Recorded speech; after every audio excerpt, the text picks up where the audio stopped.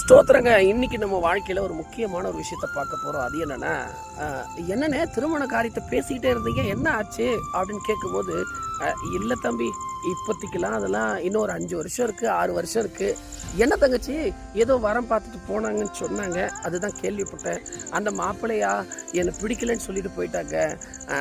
இதுக்கப்புறம் திருமணம் நடக்கிறதுலாம் சாத்தியமே இல்லைன்னு சொல்லி நிறைய பேர் புலம்புறது, நிறைய பேர் பேசுறதெல்லாம் பார்க்கல.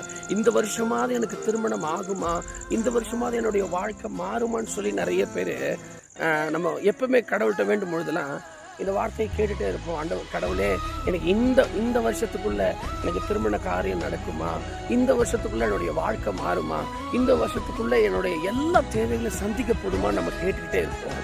ஆனால் இங்கே ஒரு வேதாகமத்தில் ஒரு வார்த்தை இருக்குது, அதை நான் உங்களோட வாசிக்கிறேன். பாருங்களேன், இந்த எரேமியா எழுதின தீர்க்கதரிசன புத்தகத்தில் 31வது அதிகாரத்தில்